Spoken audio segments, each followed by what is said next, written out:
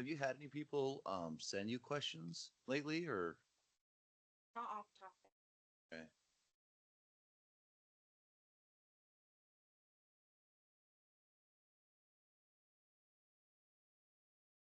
Live? Yeah, she did the website one, but we have to do the face.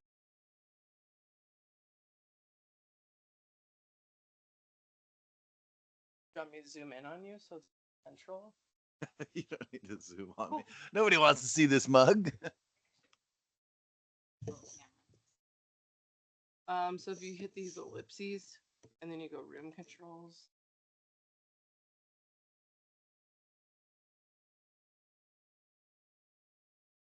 I look old and wrinkly. It doesn't, it like shifts kind of drastically, I think, but better. You Paul. So what are we waiting on? Just upload something else, or you let me know when we're ready to rock and roll.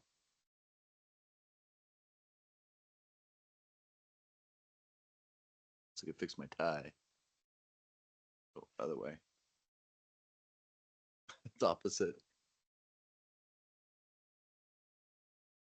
If you want to come down here and sit with me, No, I'm good. you're good.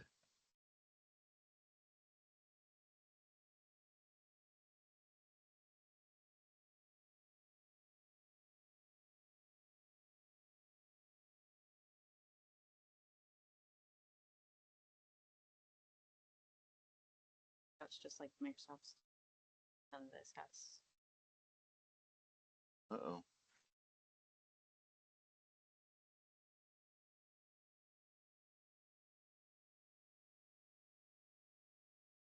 Okay. I'm gonna go put on Okay.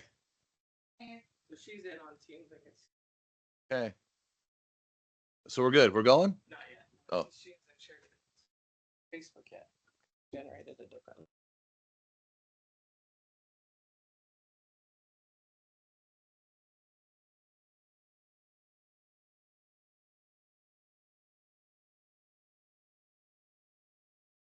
Uh-uh.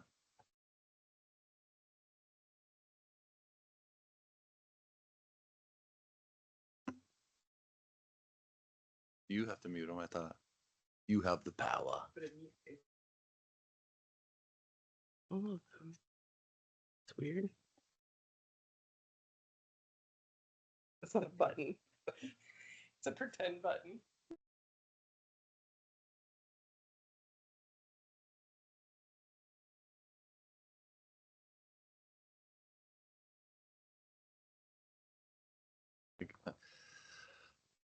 You got some questions you could sit here and answer with me. What a really? You got this. No kidding. That's funny. You laminated these? I did. Sounds Man, I can't get well. So it's Brennan McCarthy, and I just call him Councilman Brennan. Like I'm so used to it, but it's been 8 years, so it's yeah, like the Brennan and Brendan, like Brendan, kind of yeah. blend. So, Councilman. Yep. That's pretty funny.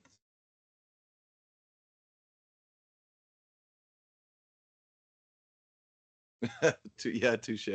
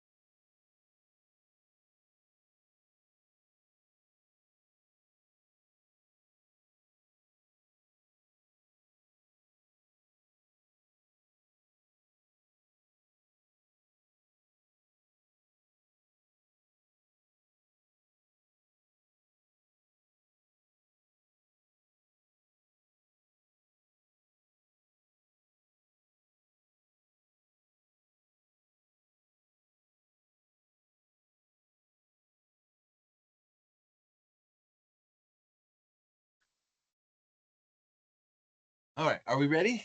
Okay. Okay. Hey, citizens of Mountain Home. Hey, sorry for the snafu here. We're trying to still perfect the craft of Microsoft Teams Town Hall. Obviously, today's January 16th, 2026. We are doing Mondays with the Mayor on a Friday due to the fact that Monday is a holiday. We definitely want to make sure that we get questions answered. We call it Mondays with the Mayor, but it's going to be called the town hall. That way, we truly believe that if you are a citizen, want to know what's going on, what do we got cooking here in the city, please send your questions to Nikki. If you have some questions, send them to her so we can get you the answers. Or heck, I would even be open to have you come in and sit down here with me, and we'll chit chat and let the citizens know what's going on in Mountain Home. With that, I asked Nikki, was there any questions this week? And she said no, but we kind of formulated some of our own questions.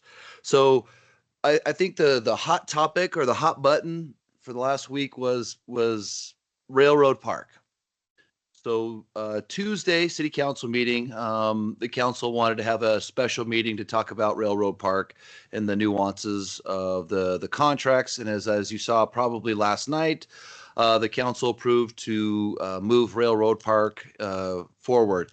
The neat thing about it, or I kind of want to talk about some of those, but with that, some of those nuances or the potential pitfalls of not moving forward on the park versus putting it off. I'll talk about those later. But right now, let's run down to some of the questions we kind of formulated. Are we going to rename Railroad Park? The answer unequivocally is no. It's always going to remain Railroad Park. We want to leave it the legacy that it has and make it that legacy of the future.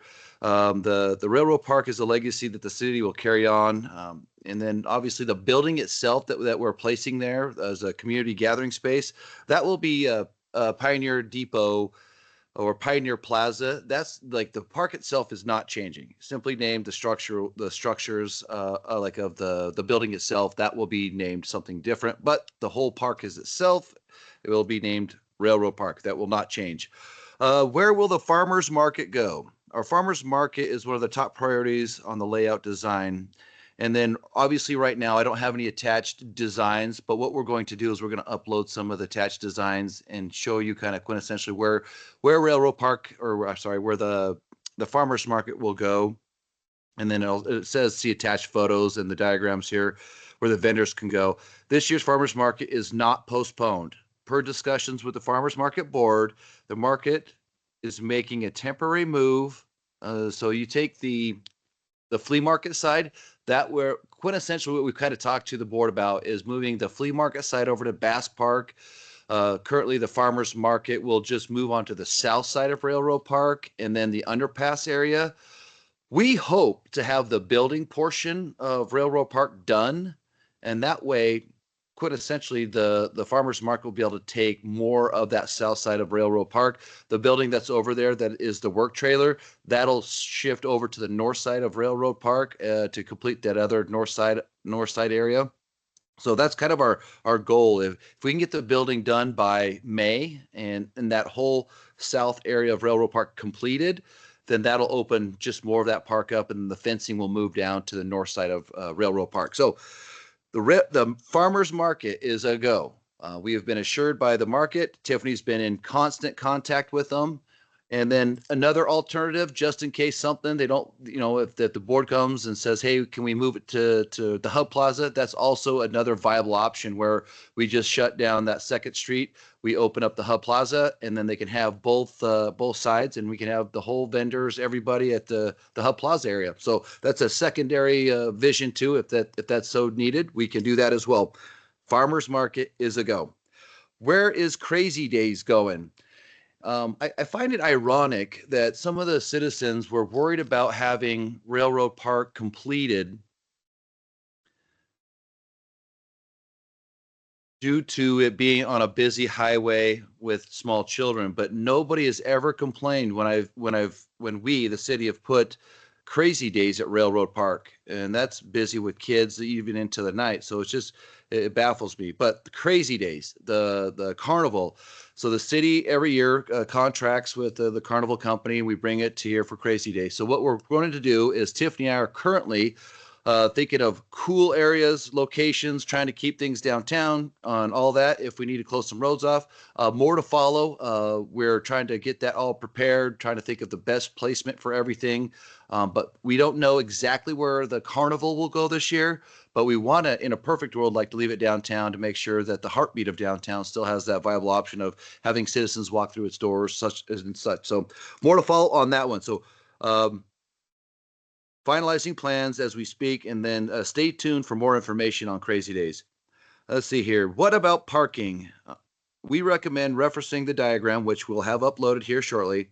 The parking is going to be much more efficient for Railroad Park, offering more parking and more marked parking spots in specific locations rather than an open, unmarked area, which it currently is. So right now, everyone just goes down there, and you know how it is on farmers market day, just people park sideways, crisscross, all that kind of stuff. Hopefully this will formulate more control instead of chaos.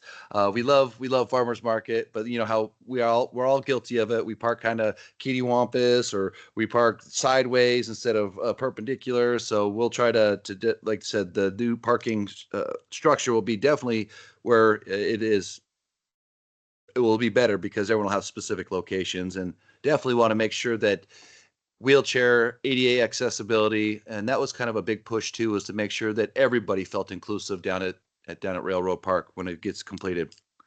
What about the traffic in the area during construction? There's going to be very little impact to the traffic flow. Yes, we've pulled our ITD permits. Yes, we have. If we have to do some sort of bump out corner placements or ADA ramps, we have to have flaggers down there. We'll definitely have that, but there is going to be very little impact to the traffic flow, as the majority of the work along the curb side of the street has already been completed. In the event work does need to be done on curbside, this will be scheduled and properly noticed. Will be provided, and then obviously proper notice will be provided with traffic control from our very own Mountain Home Police Department or street department to ensure little to no disruption to the citizens commute in around that downtown corridor. Yes, and we partner with ITD, and so Mountain Home PD, whether it's Mountain Home PD or whether it's our street department flagging, we want to make sure that we're making sure everyone can get to work efficiently as possible. With the park being near a state highway and train tracks, will there be fencing? Yes. Safety is the highest priority for all city projects, especially when it comes to our children. As seen in the designed renderings, there's going to be a wall that are not climbable, and as well as the intentional placement of trees, shrubs, flowers, walking paths that are designed to keep plenty of distance from the potential risk of traffic and scheduled train routes. So the sound wall barrier is a huge one, because right now all we have is a chain link fence that's 6 feet high. Anybody can jump it, cross it, and get on the train tracks. The new one will be a solid soundproof wall. And then, as you've seen from the designs, we're trying to keep every way from 2nd Street and make it to where they have to go to a hawk signal where we have to hit the button and it lights up. Safety is always the paramount thing for the city of Mountain Home. What's it called? The children's play area, the amphitheater style seating, and the playground. We'll probably put a fence up, but we've never had an issue that I can remember. Farmers market is crazy busy with children, with families, with people going down to the farmers market. The Crazy Days, same thing. We haven't had any issues. Cross our fingers, knock on wood, that we haven't had any issues, but definitely safety is always the first and forefront of our mind when it comes to when we design something. So yes. Why are other parks away from the downtown not being used for this project?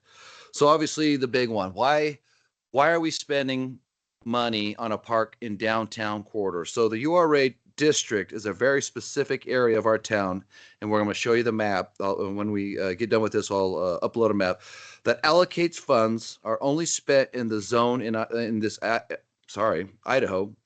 So it's spent in this zone. Urban renewal and related tax increment finances are the most powerful tool available for communities to generate employment opportunities and to enhance private investment in the downtown corridor. So what that means is, so the URA has a boundary where they can only spend money. I can't take URA funds and go put new playgrounds at Legacy Park. Those those parks are out of a district. So the funds that URA has can only be spent in that corridor. So I hear a lot of people say, why spend all that money downtown? Well, it's the only place it can be allocated to. It can't go to any other area outside of the boundary of URA. So hopefully everyone understands when we show you the picture where I think it's a yellow line. We'll show it to you on another diagram, but that's the reason we can't take URA funds and move them outside the district. I will say this. Parks itself are general fund monies, or it's taxpayer dollars. So if you go to Carl Miller, we just got done redoing a playground. We did a ribbon cutting for that. That was probably around $160,000 to $200,000, if memory serves me correctly, for Carl Miller to redo all that playground. Richard Aguirre Park, we put in an all ADA access playground. We call it the Tot Lot Park, but it's obviously for all ages. But the neat thing about that one is everyone gets to feel included. That has wheelchair accessibility. It's a softball surface, so even kids in wheelchairs get to use that. And that was probably around $160,000 to $200,000 as well. So the cool thing is the Railroad Park project is not, let's say, it's tax dollars from a municipal corporation, not from our personal property tax. So like my house that I get taxed on isn't paying for Railroad Park. Only the municipal tax finance from Marathon Cheese that is going into that park. Urban Renewal Agency is a quasi-public entity that helps eliminate slum blight as well as promote economic development through public infrastructure improvements such as this Railroad Park project.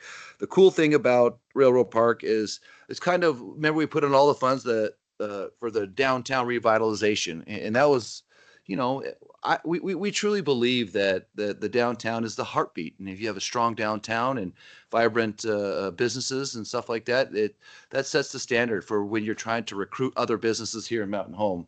So if you're downtown strong and vibrant, businesses look at that when you're trying to recruit them. They want cool places and neat places and for their employees to live and work and play and to promote. And so those are some of the biggest assets. If your downtown's good, you got a library, you got a cemetery, you got a golf course, you got a swimming pool, got, you know, those are the big key things that when you're wooing another company, a big corporation, what do you have in your city for them? For their employees to participate in and have that quality of life. So those are big key structures. So I think this downtown Railroad Park project is huge. It's kind of like the cherry on top, you know. And what I really respect about the council's decision is they understand that, you know, Mountain Home shouldn't settle. Mountain Home shouldn't settle for it's just good enough or we can get by with it. No, they said it loud and clear that, or we've all said it loud and clear that, you know, we want some of the amenities. We don't have to be a Boise or Caldwell, but we can still have the same great amenities that those bigger cities have at a city our size. So I'm pretty proud of Mountain Home, and we punch above our weight class, and we're always going to continue to do so. And the old mantra, well, it's just good enough. No, it's not. It's no. We want to set that standard that we want the nice things too. Mountain Home can have great, nice things as well. Um, let's see here. I got off the phone this morning with Republic Services. This is a little caveat that they're going to donate all the roll-offs, all the garbage for Railroad Park project. That was very nice. They're going to donate all the cost of that, so that saves us more money to put into other entities or other things or other projects at the Railroad Park Plaza. So I want to send a huge shout out to Rochelle and the Republic Chad at Republic Services for donating the roll-offs and willing to pick those up and have that scheduled, keep coming and coming, and that's huge. That's what great partnerships look like. And then we're going to do a pilot program with Republic Services. So stay tuned for this one. We'll send out a big shout out here, but we're going to do a pilot program when it comes to glass. If you want to put your glass in certain containers and bring them to, we're going to probably pilot it. So stay tuned at the Public Works, where it used to be where you could do recycling the cardboard out at the Public Works. We're going to do a glass recycling. We're going to try it out. Now, if If people are respectful and we can put the glass in there and it works, that'll be a free service to the citizens of Mountain Home as well. Republic Services has said that they would donate that service as well. And then we're also working, another ask for Republic Services and U.S. Ecology was, can we do 2 hazardous waste days a year? So obviously we do the one, which is a huge expense to U.S. Ecology, but they've been doing it as part of our contract. That is a huge service to get rid of, all the hazardous waste that you might have at your house. Right now, we only do 1 a year, and the lines are really long. We're in negotiations. We're talking to Republic Service of possibly doing 2 a year, so it's a little bit more efficient for all the citizens as well. And then that is no cost to you, which is great. Let's see here. Our scheduled grand opening ribbon cutting for Railroad Park is July 4th. We're hoping to have it all completed, all done by July 4th. Now, in a perfect world, that is where we're if no hiccups, no nothing, supply chain, any of that, we hope to have it all done by then. So fingers crossed, July 4th, ribbon cutting. Stay tuned. Okay, I need your citizen. I need citizens. I need your help. I have a library director position open. So the library is a different cat. It's a different entity. So the library director works for the library board. The library board is chosen by the mayor, and so it's kind of it's a like 1800s law, things of that nature, that it keeps politics out of libraries. So that's what it was supposed to do. So what it means is the library director, like I said, works for the board. The board has, so the city council, we sit down, we give the library, they have a limited levy. So the library has a levy that they have to work within their budget. So the board's in charge of the budget. Obviously, they're going to work with the library director to say, hey, these are the kind of programs I need to do. These are the kind of books I want to buy, so on and so forth. So we give, the city council gives the library board the levy, the budget, says, hey, this is what you got. And then the library director and the library board put their budget together, submit it to the council for final approval. And then that funding goes back to the library board, which they allocate the funds per usually the library director's wishes and asks. So that's the difference between the library and other city departments. The library is levied money, where other, like say you take the parks, the police department, the fire department, and so on and such, parks and rec, those are general fund monies. But per the code, I have to have a library board. So I'm looking for a library board of director. So if you want to be a part of the library board, come in, bring me your application, and we'll hopefully get a few people that want to volunteer for that. And then I'll make a choice and then bring it to council for final approval. I have, it breaks my heart a little bit. Actually, it breaks my heart a lot. Our fire marshal, Brian Reed, retired, and we have an opening for a fire marshal.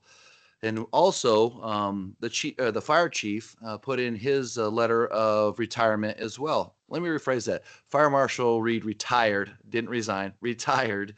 And then Fire Chief Moore is retiring at the end of March 31st, if sooner if we can fill his position. So if you know of a good fire chief, you know a good fire marshal, send them my way. Have them put in an application. Let me look at them, and we'll go from there. And then the last little bit I want to talk to you guys about is some of the pitfalls of the council's decision last night. And these are just kind of synopsis, kind of nuances, or kind of just more or less like what could have happened. So obviously you saw last night, there was 3 options. The first option, just leave everything alone, let the railroad park get done and completed. A second option was to modify the contract. And then the third option was to terminate the contract. So it sounded to me, I'm not speaking for any of the council, it sounded to me that the third option was a no-go. They didn't want to stop it. The second one was maybe possibly modify the contract, put off moving the project forward for 6 months. And here's some of the kind of the pitfalls of that. So when you do these contracts, there's specific languages in there. And like I said, they're all open public record. If you want to see them, you can do that as well. But there's how do I say this? There's legal ramifications per se. So let's say you put it off. Well, then all those other subs underneath the CMGC, they've already committed their time. They know their potential profit. They know all that kind of stuff. Those are some of the nuances that if we would have put it off for 6 months, or because I'm trying to word my words very carefully here. There's the potential. I'm not saying it would have happened, but let's just say the potential is that you get sued. I'll just say that. And if that's the case, then if we go to court, the URA funding doesn't pay for, let's say we lose that, all the subs get their potential profit. They get the potential loss of work that since they've already committed to this project, all that, like the snowball effect, the trickle down theory. And let's say we lose.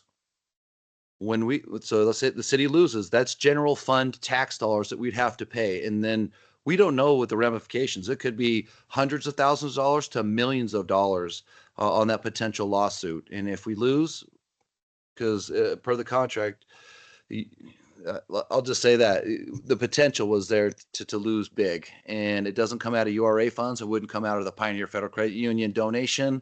It doesn't come out of that. It would come out of tax dollars. And so what that means is then the city has to go in, look at the budget, and so start slashing everything to pay that lawsuit.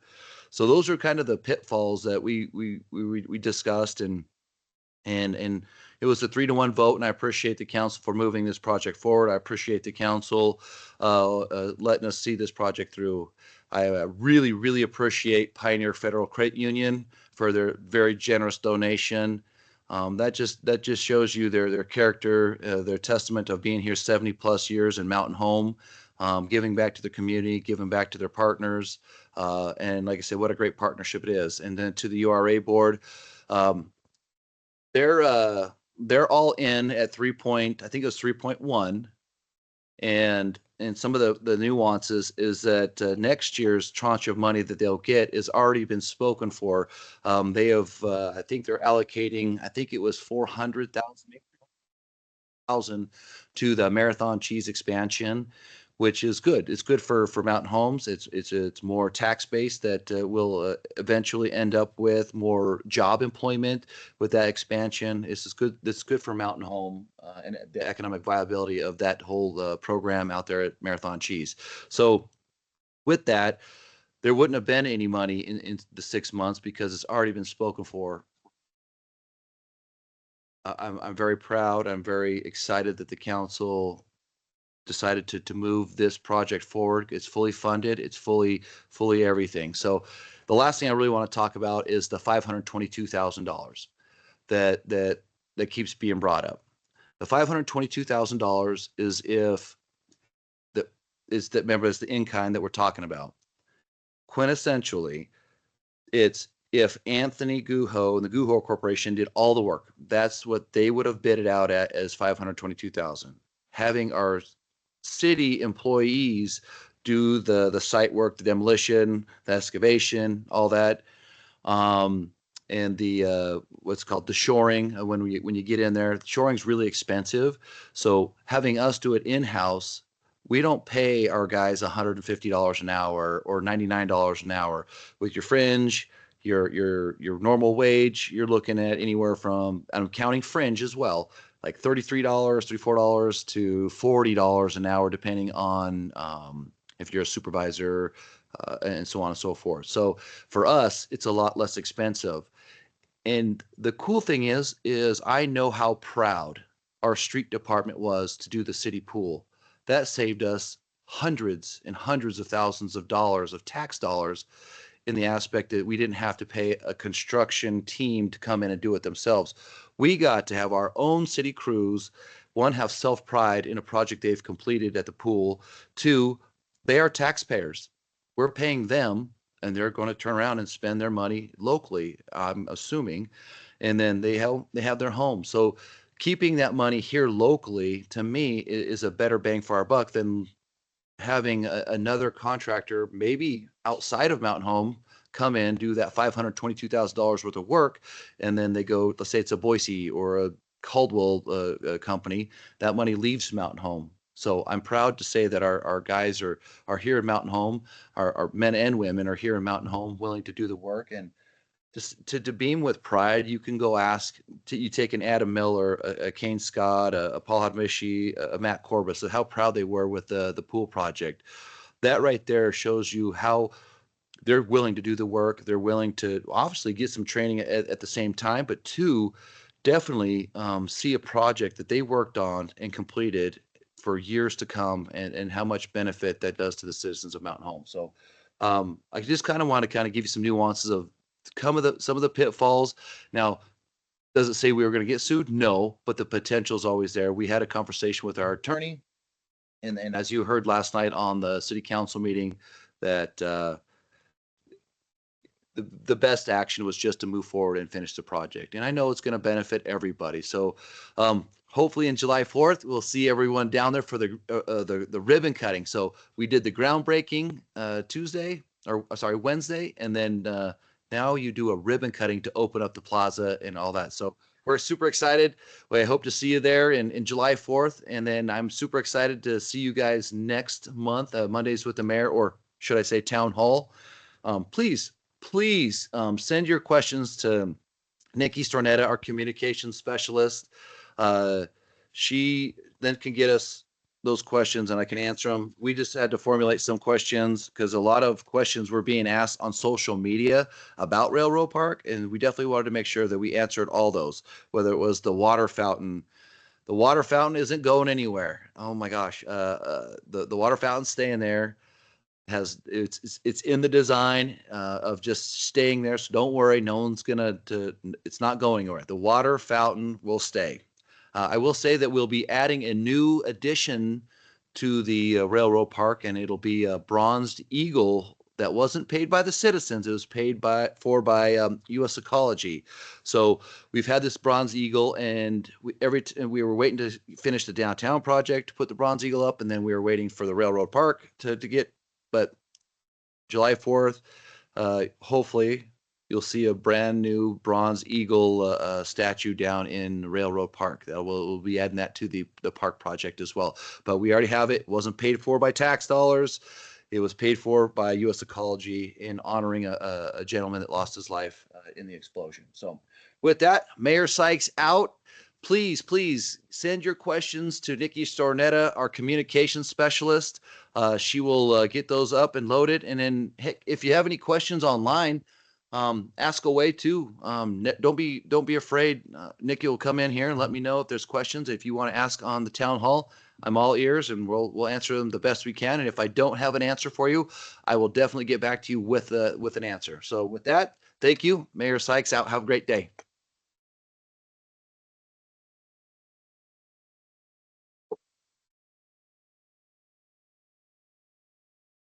Nicole? I'm cutting it off for her. Oh.